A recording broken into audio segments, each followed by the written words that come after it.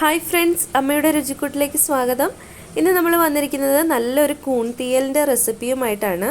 അതിനായിട്ട് നമ്മളിവിടെ എടുത്തിരിക്കുന്നത് കടയിൽ നിന്ന് മേടിച്ച ഒരു പാക്കറ്റ് കൂണാണ്. ഇത് നല്ലപോലെ കഴുകി വൃത്തിയാക്കി നമ്മൾ എടുത്തിട്ടുണ്ട്. ഇനി ഇതൊന്ന് നമുക്ക് പിഴിഞ്ഞിട്ട് ചെറിയ പീസുകളാക്കി എടുക്കാം. അങ്ങനെ ഇതാ നമ്മൾ കൂണിൻ്റെ വെള്ളമൊക്കെ പിഴിഞ്ഞ് കളഞ്ഞ് നല്ലപോലെ കുഞ്ഞു കുഞ്ഞു പീസുകളാക്കി ഒന്ന് എടുത്തിട്ടുണ്ട്. ഇതിനകത്ത് ഒട്ടും വെള്ളമില്ല, വെള്ളമയം പോലും ഇല്ല. അങ്ങനെയാണ് നമ്മൾ എടുത്തിട്ടുള്ളത്. ഇനി നമുക്കിതിനകത്തേക്ക് ആവശ്യമായിട്ടുള്ളത് കുറച്ച് പച്ചമുളക്, തക്കാളി, ചുവന്നുള്ളി, പിന്നെ കുറച്ച് കറിവേപ്പില, പിന്നെ ഇഞ്ചിയും വെളുത്തുള്ളിയാണ് നമ്മൾ എടുത്തിട്ടുള്ളത്.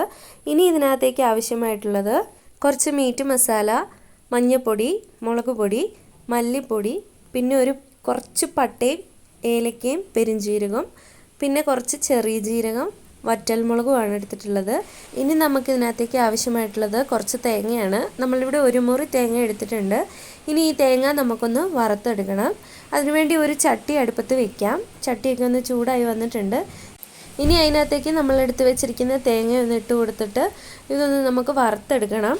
ആദ്യം ഇതൊന്ന് ഇളക്കി കൊടുക്കാം. എന്നിട്ട് നമ്മളിവിടെ എടുത്ത് വെച്ചിട്ടുള്ള ആ പട്ടയും അതുപോലെ തന്നെ ഏലക്കയും പെരുംജീരകവും കൂടെ നമുക്ക് ഇതിനകത്തേക്ക് ഒന്ന് ഇട്ട് കൊടുക്കാം. എന്നിട്ട് നല്ല പോലെ ഒന്ന് ഇളക്കി കൊടുക്കാം. നല്ല പോലെ ഒന്ന് ഇളക്കി കൊടുത്തിട്ടുണ്ട്. തേങ്ങയൊക്കെ ഒന്ന് ചെറുതായിട്ട് ചൂടായി വന്നിട്ടുണ്ട്. ഇനി ഇതിനകത്തേക്ക് നമുക്ക് കുറച്ച് വെളിച്ചെണ്ണ ഒഴിച്ചു കൊടുക്കാം. എന്നിട്ട് വീണ്ടും നല്ല പോലെ ഒന്ന് മിക്സ് ചെയ്ത് കൊടുക്കാം. അങ്ങനെ നമ്മുടെ തേങ്ങയൊക്കെ ചെറുതായിട്ടൊന്ന് ചുവന്ന് വന്നിട്ടുണ്ട്.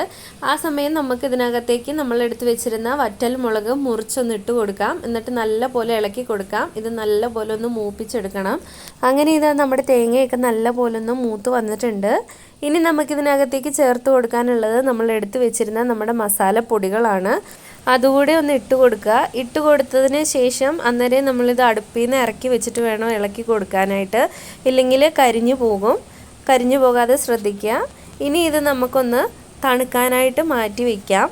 ഇനി നമുക്ക് കറി വയ്ക്കാനായിട്ടുള്ള ഒരു ചട്ടി അടുപ്പത്ത് വയ്ക്കുക. ചട്ടിയൊക്കെ ഒന്ന് ചൂടായി വരുമ്പോഴത്തേക്കും അതിനകത്തേക്ക് വളരെ കുറച്ച് മാത്രം വെളിച്ചെണ്ണ ഒഴിച്ചു കൊടുക്കാം.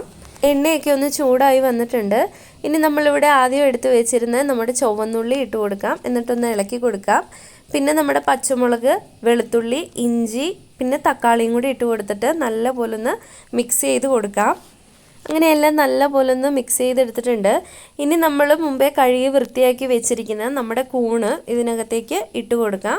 എന്നിട്ട് അതും നല്ല പോലെ ഒന്ന് ഇളക്കി കൊടുക്കാം. ഇനി നമുക്ക് ഈ കൂണിനകത്തേക്ക് കുറച്ച് മഞ്ഞൾപ്പൊടി ഇട്ട് കൊടുക്കാം. എന്നിട്ട് നല്ല പോലെ ഒന്ന് ഇളക്കി കൊടുക്കാം. ഇനി നമുക്കിതിനകത്തേക്ക് കറിക്ക് ആവശ്യമായിട്ടുള്ള ഉപ്പ് ഇട്ട് കൊടുക്കാം. നമ്മൾ ആദ്യം ചേർത്ത് കൊടുത്ത മഞ്ഞൾപ്പൊടിയും ഉപ്പും ഒക്കെ നല്ല പോലെ ഒന്ന് മിക്സായി വന്നിട്ടുണ്ട്. ഇനി നമുക്ക് ഈ കൂണൊക്കെ വേകാൻ ആവശ്യമായിട്ടുള്ള വെള്ളം ഒഴിച്ചു കൊടുക്കാം. എന്നിട്ട് നല്ല പോലെ ഒന്ന് മിക്സ് ചെയ്തിട്ട് ഇത് നമുക്ക് വേകാനായിട്ട് അടച്ചു വയ്ക്കാം. ഇതൊന്ന് വേകുന്ന സമയം കൊണ്ട് നമുക്ക് കറിക്ക് ആവശ്യമായിട്ടുള്ള അരപ്പ് റെഡിയാക്കാം. അതിനുവേണ്ടി നമ്മൾ മുമ്പേ വറുത്ത് മാറ്റി വെച്ചിരിക്കുന്ന തേങ്ങ ഒരു മിക്സിയുടെ ജാറിലേക്ക് ഇട്ട് കൊടുക്കാം. എന്നിട്ട് ഇത് നല്ല പോലെ വെള്ളം ചേർക്കാതെയാണ് നമ്മൾ അരച്ചെടുക്കുന്നത്. അപ്പം നല്ല പോലെ ഒന്ന് അരച്ചെടുക്കാം. അങ്ങനെ ഇതാ നമ്മൾ നല്ല പോലെ ഒന്ന് അരച്ചെടുത്തിട്ടുണ്ട്. ശ്രദ്ധിക്കുക, വെള്ളം ഒഴിക്കാതെ വേണം അരച്ചെടുക്കാനായിട്ട്. അരച്ചെടുത്തതിന് ശേഷം നമുക്കിതിനകത്തേക്ക് വെള്ളം ഒഴിച്ച് കറിയിലേക്ക് മിക്സ് ചെയ്യാവുന്നതാണ്. നമ്മുടെ കൂണൊക്കെ ഒന്ന് ചെറുതായിട്ട് വെന്ത് വന്നിട്ടുണ്ട്. ഇനി നമുക്ക് ഇതിനകത്തേക്ക് നമ്മളിപ്പോൾ അരച്ച് വെച്ചിരുന്ന നമ്മുടെ അരപ്പ് ഇതിനകത്തേക്ക് ഒഴിച്ചു കൊടുക്കാം. ചാറിനാവശ്യമായിട്ടുള്ള രീതിയിൽ നിങ്ങൾക്ക് ഇനി വെള്ളവും ഒഴിച്ചു കൊടുക്കാവുന്നതാണ്. നമ്മൾ കുറച്ച് വെള്ളം കൂടെ ഒഴിച്ച് കൊടുക്കുന്നുണ്ട്. എന്നിട്ട് നല്ല പോലെ ഒന്ന് മിക്സ് ചെയ്ത് നോക്കുക. മിക്സ് ചെയ്തിട്ട് ഉപ്പൊക്കെ അളവിനാണോ എന്നൊക്കെ നോക്കിയിട്ട് ഉപ്പൊക്കെ വേണമെങ്കിൽ ഇട്ട് കൊടുക്കാവുന്നതാണ്.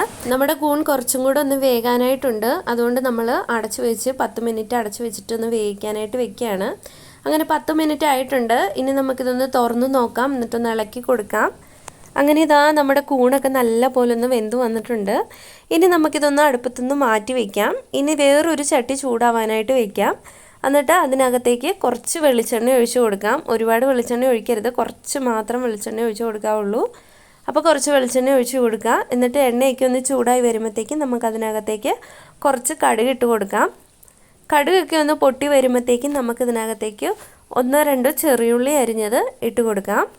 അങ്ങനെ ചെറിയുള്ളിയൊക്കെ ഒന്ന് ചുവന്ന് വന്നിട്ടുണ്ട്. ഇനി നമുക്കിതിനകത്തേക്ക് കുറച്ച് കറിവേപ്പില ഇട്ട് കൊടുത്തിട്ട് ഒന്ന് മിക്സ് ചെയ്തെടുക്കാം.